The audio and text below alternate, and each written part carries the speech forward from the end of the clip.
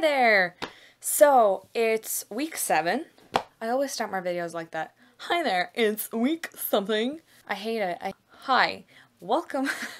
Wubba lubba dub dub! Hi there, and welcome to the 7th video diary. So welcome to my very intense pink corner. I don't know if you could tell, pink is kind of my favorite color. So it's week 7, and I find it like harder to gather my thoughts after each class.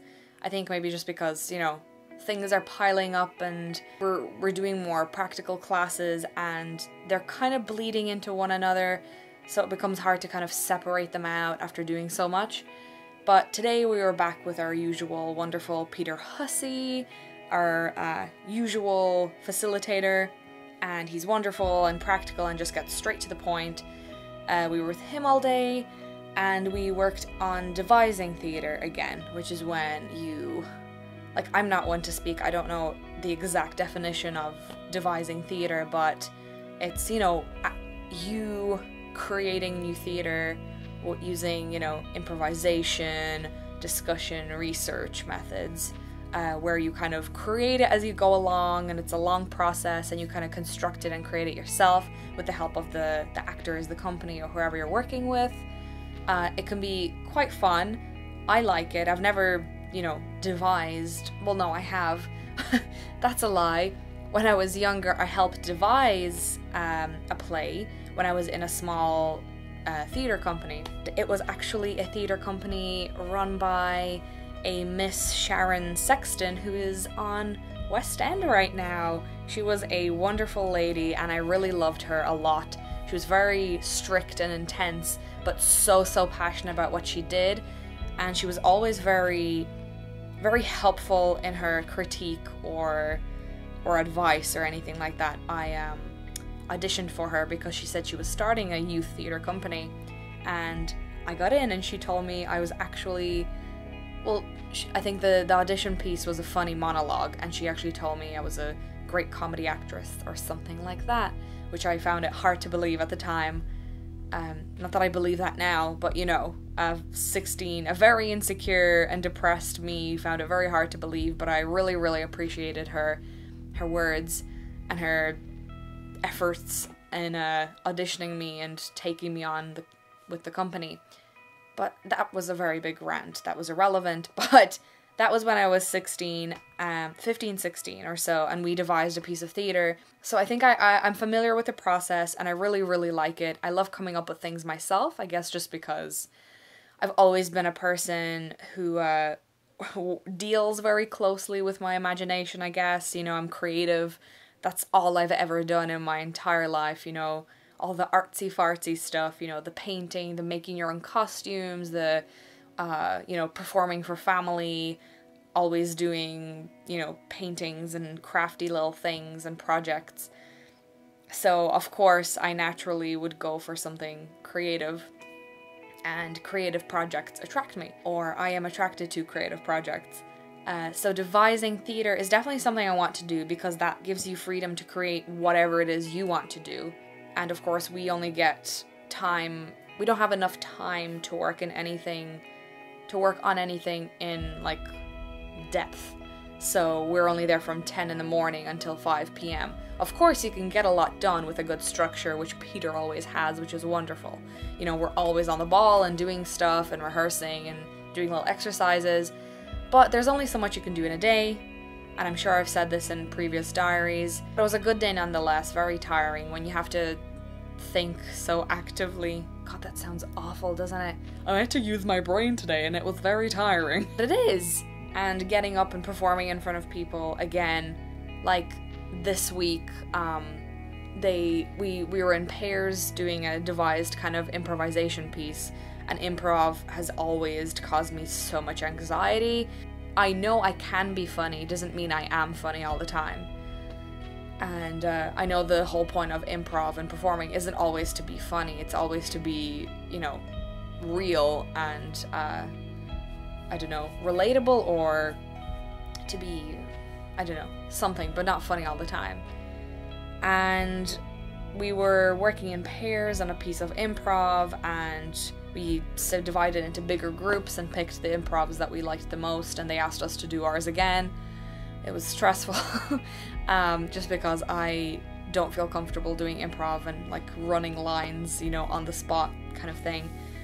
But, you know, I'm seeing that it's not such a big deal to get up and perform, even though I'm like anxious or really don't want to like pretend I know what I'm doing or pretend I know lines or, you know, act in front of people, because like I'm sure I'm not the only one. A lot of directors are or were actors, and some of them remain actors, some of them love acting, some of them are like me and saw that they didn't want to do the performing thing, but that's kind of like a contradiction. I'm going into burlesque because I've always wanted to do burlesque, and that is which I started this year, and that was my kind of return to performing, but it's a very different performing compared to like, you know, doing lines and being an actor in a play or a musical. Anyway, I was saying I got up and performed today again, which was, you know, I saw that I just kind of did it. It wasn't such a crazy big deal anymore.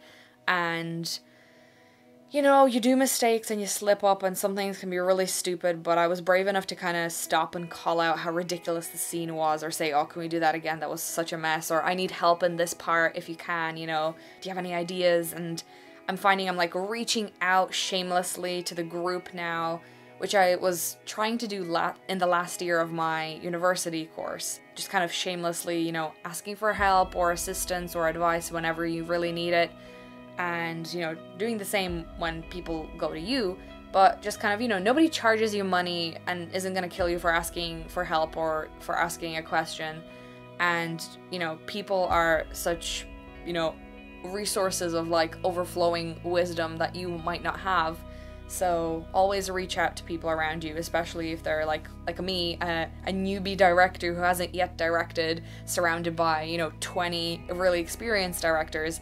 I find that I'm like shamelessly kind of asking for help or a bit of advice. Or this morning I pitched, we have a little clinic section where you can ask questions, and I kind of didn't even think about how, you know, stupid it's going to sound, or I'm not thinking about those things anymore. I kind of just said it out to the group, you know, my first rehearsal is going to happen soon, and I'm really, really nervous. Like, you know, should I be nervous for my first ever rehearsal, seeing as I've never directed before? Do you have any tips or ideas? And they all kind of so friendly, is that a word? They were very friendly about it, and all just kind of chimed in about, no, it's exciting, nobody knows what they're doing first rehearsal, just do a read through and get to know the actors. And, you know, it was just a really nice moment where I saw that I can just, there's no need to, you know, firstly, not reach out to these more experienced people who could have wisdom, who do have wisdom that I don't have. And secondly, to just, yeah, don't be afraid to ask for advice or tips or help, or admit that, you know, you're nervous about something, or admit that this will be your first time doing something. I still have anxiety. Like, as an anxious, overthinking person, I'm always going to be worried about something.